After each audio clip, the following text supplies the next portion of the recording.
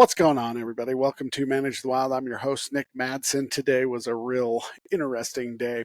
Driving up the canyon, we had a lot of snow going on, and I was following a snowplow, so I was going super slow, and I'm in a Jeep, so I'm bound to break down or go off the side of the road anyways. So I was going really slow. It's about a 16-mile drive up the canyon. As I got up the canyon, got to where the ranch is, the horses were there, and the elk were all piled in with the horses. And right as I pulled up, I didn't even get my phone out because right as I got up to them, the elk come piling out over the fence and they took off up the mountainside. And when they did, a bull's antler just flopped off to the side, but it's still attached. And it kept running down the road, and I stopped the biologist and we watched it for a good bit, waiting for that sucker to drop. It'd be the first shed. January 17th. Nope, still attached to the skin, which means to me that something happened. Most likely, it was you can't even call it a spike, but it had a little fork at the top. What it means to me is most likely that bull got it caught in where we feed the horses. So it stuck his head through and got caught, or it was going under fences. We have a couple of fences that they've broken some holes through, and they were going through there and it possibly got caught and damaged and broke off. Super interesting. Then the other thing is that as I was coming down the canyon, I've got a crappy video of it, but as I was coming down the canyon, I saw a golden eagle off the side of the road, like 3 feet off the side of the road. Again, there's 4 inches of snow. Plow hasn't been up since the first thing in the morning. This is now 1 o'clock in the afternoon as I'm coming down. Haven't been up since. 3 feet off the road. I drive by, I slow down, and this bald eagle flaps off, and there was a turkey. And the turkey was still alive, but it basically had no feathers on its back. This bald eagle was just going to town, ripping all the feathers, and I ruined its meal. Drove down the road about 100 feet, took video of it. The golden eagle is sitting above it, just looking down at the turkey, and eventually cars came, and I didn't want to be sitting in the middle of the road filming, so I never did get to see the eagle go back onto the turkey. But the most random thing ever. Okay, here's a weird situation for you. Deer units are set up on geographical locations. Sometimes its boundaries just make sense. There's a road here, and there's a road here, and there's state boundaries here, and so we're going to put a unit.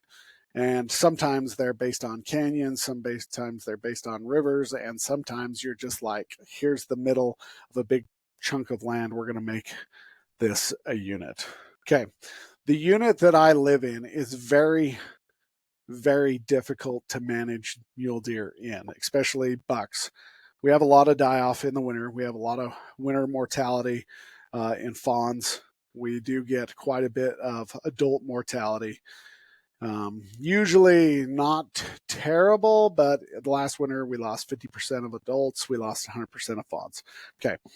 So the challenge that you have, though, is on the very western end of the unit.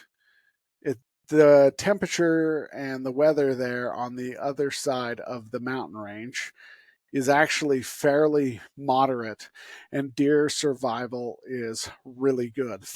They actually had fawn survival last year, and they had, I think it was mid 80% adult survival. So survival is really good.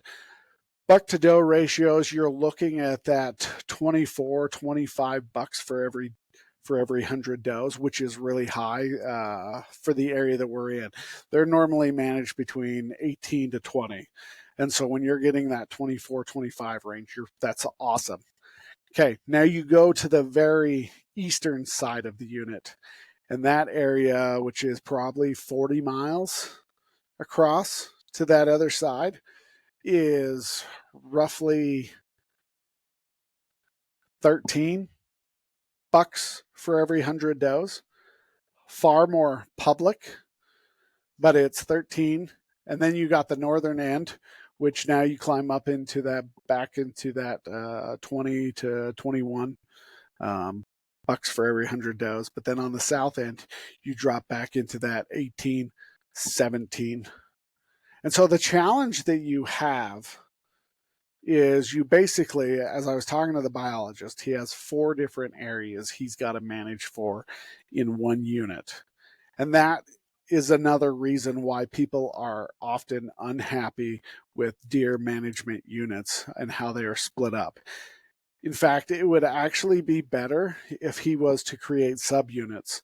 But then people get mad because now they don't know which unit, and so they tried to simplify it here in Utah.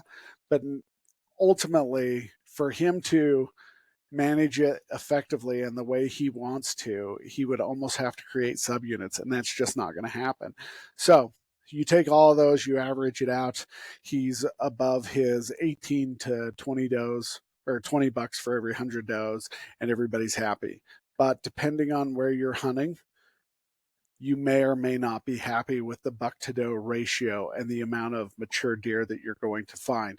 This is a key reason why you need to get to know your biologist. I'm not saying bug them, yell at them, but you need to know them, ask them questions, and get them to open up to you and talk about what areas may be a little bit more challenging or what areas they would recommend going with higher buck to doe ratios.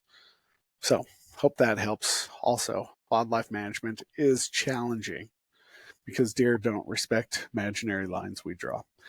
Have a great day. Stay wild.